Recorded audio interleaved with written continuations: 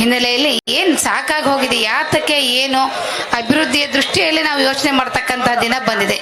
ಇವತ್ತು ಎಲ್ಲ ಕಾಂಗ್ರೆಸ್ ಸರ್ಕಾರ ಎಲ್ಲ ಸಮಾಜ ಎಲ್ಲರನ್ನು ಒಟ್ಟಾಗಿ ತೆಗೆದುಕೊಂಡು ಹೋಗ್ತಾ ಇತ್ತು ಅನ್ನೋದು ಹಿಂದೊಂದು ದಿವಸ ದಿವಂಗತ ಇಂದಿರಾ ಗಾಂಧಿ ಅವರು ಇದ್ದಾಗಿತ್ತು. ಆದರೆ ಈಗ ಆ ರೀತಿಯಲ್ಲಿ ಇಲ್ಲ. ಎಲ್ಲರೂ ಅವರವರು ತಾವು ಹೇಗೆ ಬೆಳ್ಕೊಂಡು ಹೋಗ್ಬೇಕು, ತಾವು ತಮ್ಮ ಮುಂದಿನ ಪೀಳಿಗೆಗಳಿಗೆ ಏನು ಮಾಡಿ ಹೋಗಬೇಕು ಅನ್ನೋ ಚಿಂತನೆಯಲ್ಲಿ ಇವತ್ತು ಕಾಂಗ್ರೆಸ್ ಸರ್ಕಾರ ಸಂಪೂರ್ಣ ತೊಡಗಿದೆ. ಯಾವುದೇ ಕ್ಷೇತ್ರದ ಅಭಿವೃದ್ಧಿ ಬಗ್ಗೆ ಅವರಿಗೆ ಯೋಚನೆ ಇಲ್ಲ. ಕೇವಲ ಅವರ ಕುರ್ಚಿಗೋಸ್ಕರ ಅವ್ರು ಏನು ಪ್ಲಾನ್ ಮಾಡ್ಕೋಬೇಕು, ನಾವು ಹೇಗೆ ಭದ್ರವಾಗಿ ಕೂತ್ಕೊಳ್ಬೇಕು ನಮ್ಮ ಜಗಳದಲ್ಲಿ ಅನ್ನೋ ಒಂದು ಯೋಜನೆ ಹಿನ್ನೆಲೆಯಲ್ಲಿದ್ದಾರೆ. ಇದ್ರ ಮಧ್ಯ ಗ್ಯಾರಂಟಿ ಕಾರ್ಡ್ಗಳನ್ನ ನಾವು ಗ್ಯಾರಂಟಿ ಕಾರ್ಡ್ಗಳನ್ನ ಬಗ್ಗೆ ಕೊಟ್ಟಿರ್ತಕ್ಕಂಥ ಗ್ಯಾರಂಟಿ ಬಗ್ಗೆ ನಮಗೆ ವಿರೋಧ ಇಲ್ಲ. ಆದರೆ ಅವ್ರು ಕೊಡ್ತಕ್ಕಂಥದ್ದು ತೀರಾ ಕಡುಬಡವರಿಗೆ, ಹೊಟ್ಟೆಗೆ ಅನ್ನ ಇಲ್ಲದೆ ಇರ್ತಕ್ಕಂಥವ್ರಿಗೆ ಮತ್ತು ಎದ್ದು ಓಡಾಡಿ ಅವ್ರಿಗೆ ದುಡಿಮೆ ಮಾಡ್ತಕ್ಕಂಥ ಶಕ್ತಿ ಇಲ್ಲದಿರ್ತಕ್ಕಂಥವ್ರಿಗೆ ಸರಿಯಾಗಿ ಗುರುತಿಸಿ ಕೊಟ್ಟಿದ್ರೆ ಅದಕ್ಕೊಂದು ಅರ್ಥ ಇತ್ತು. ಆಯ್ತು, ಬಸ್ ಫ್ರೀ ಕೊಡ್ತೀರಾ, ಹಿರಿಯ ನಾಗರಿಕರಿಗೆ ಕೊಡಿ, ಓದೋ ಮಕ್ಕಳಿಗೆ ಕೊಡಿ, ಓದೋ ಕಾಲೇಜ್ ಮಕ್ಕಳಿಗೆ ಕೊಡಿ. ಇವತ್ತು ನಾವೆಲ್ಲ ನೋಡ್ತಾ ಇದ್ದೀವಿ, ಕಾಲೇಜ್ಗೆ ಹೋಗ್ತಕ್ಕಂಥ ಮಕ್ಕಳು ರೋಡ್ ಮೇಲೆ ನಿಂತಿರ್ತಾವೆ, ಹೆಣ್ಮಕ್ಳು ಬಸ್ಸಲ್ಲಿ ಹೋಗ್ತಾ ಇರ್ತಾರೆ ತುಂಬಿಕೊಂಡು. ಅದನ್ನು ಇವತ್ತು ಯೋಚನೆ ಮಾಡಬೇಕಾಗಿದೆ. ಯೋಚನೆ ಮಾಡ್ತಕ್ಕಂತಹ ಬುದ್ಧಿಜೀವಿಗಳು ಅಂತ ಏನು ಅನ್ಕೊಂಡಿದ್ದೀರಾ ಈ ಕರ್ನಾಟಕದಲ್ಲಿ ಇರ್ತಕ್ಕಂಥವ್ರು, ತಾವೆಲ್ಲ ಯೋಚನೆ ಮಾಡಿ ಮಲಗಿರ್ತಕ್ಕಂಥವ್ರನ್ನ ಹೊಡೆದೆಬ್ಸ್ಬೇಕಾಗಿದೆ. ಯಾಕೆ ಅಂದರೆ ಬುದ್ಧಿವಂತರು ಎಲ್ಲಿವರೆಗೂ ಮಾತಾಡದೆ ಸುಮ್ಮನೆ ಕೂರ್ತಾರೋ ಅಲ್ಲಿವರೆಗೂ ಒಂದು ಅಧೋಪತನಕ್ಕೆ ನಮ್ಮ ಕರ್ನಾಟಕ ಹೋಗ್ತಾನೆ ಇದೆ. ಆ ಅಧೋಪತನಕ್ಕೆ ಹೋಗದ ಹಾಗೆ ನಮ್ಮ ಕರ್ನಾಟಕವನ್ನು ಇವತ್ತು ಸುಭದ್ರತೆಯನ್ನು ಉಳಿಸ್ತಕ್ಕಂಥ ಜವಾಬ್ದಾರಿ ಇವತ್ತು ನಿಮ್ಮೆಲ್ಲರ ಮೇಲಿದೆ.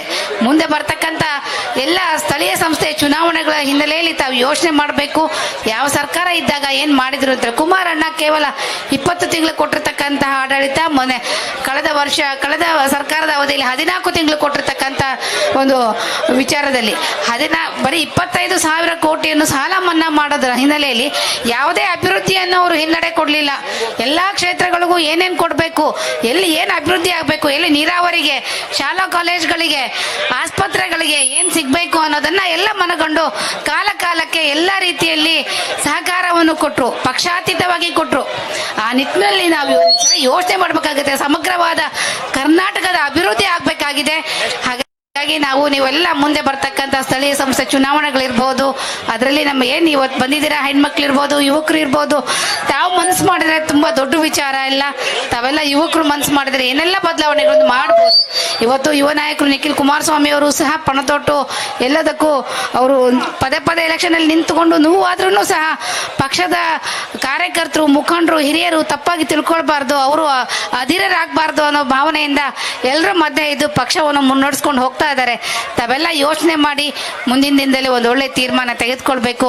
ಹಾಗಾಗಿ ನಾವು ನಮ್ಮ ಏನು ಸ್ಲೋಗನ್ ಇದೆ, ಸಾಕಪ್ಪ ಸಾಕು, ಈ ಕಾಂಗ್ರೆಸ್ ಸರ್ಕಾರ ಸಾಕು ಅನ್ನೋ ಸ್ಲೋಗನ್ ಅನ್ನ ಪ್ರತಿ ಹಳ್ಳಿಗಳಲ್ಲಿ, ಪ್ರತಿ ಮನೆಗಳಿಗೂ, ಪ್ರತಿ ನಗರದಲ್ಲಿ ಎಲ್ಲ ಕಡೆಗೂ ಇದನ್ನ ತಲುಪಿಸ್ಬೇಕು. ಯಾಕೆ ಏನು ಅದು 2 ವರ್ಷ ಆಯ್ತು, ನಾವುಗಳು ಏನ್ ಮಾಡಕ್ ಸಾಧ್ಯ ಆಯ್ತು?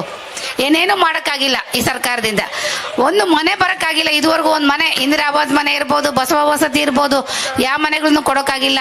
ಈಗಿನ ಪ್ರಧಾನ ಆವಾಸ್ ಯೋಜನೆ ಮನೆ ಒಂದು ಬಂದಿದೆ, ಅಷ್ಟು ಬಿಟ್ರೆ ರಾಜ್ಯ ಸರ್ಕಾರದ ಮನೆಗಳು ಒಂದು ಸಹ ಬಂದಿಲ್ಲ.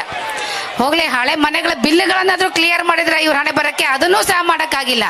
ಈ ತರದ ಒಂದು ಸರ್ಕಾರದ ಬಗ್ಗೆ ತಾವು ಯೋಚನೆ ಮಾಡಿ ಒಳ್ಳೆಯ ಒಂದು ಯೋಜನೆ ಮುಂದೆ ಬರ್ತಕ್ಕಂಥ ಸ್ಥಳೀಯ ಸಂಸ್ಥೆ ಚುನಾವಣೆಗಳಲ್ಲಿ ತಾವು ಕೊಡಬೇಕು, ಶಕ್ತಿ ತುಂಬಬೇಕು ಪಕ್ಷಕ್ಕೆ ಅಂತ ಹೇಳ್ತಾ ಇಲ್ಲಿ ಬಂದಿರತಕ್ಕಂಥ ನಮ್ಮ ಪಕ್ಷದ ಎಲ್ಲ ಪ್ರಮುಖರಿಗೂ, ಹಿರಿಯರಿಗೂ, ಮುಖಂಡರಿಗೂ ಎಲ್ಲರಿಗೂ ವಂದಿಸ್ತಾ ನಾನು ಮಾತು ಮುಗಿಸ್ತಾ ಇದ್ದೀನಿ. ಧನ್ಯವಾದಗಳು. Thank you.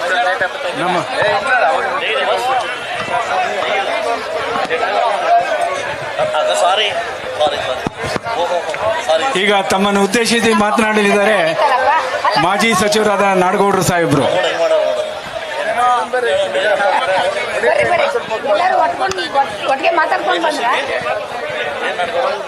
ಹೇಳೋಣ.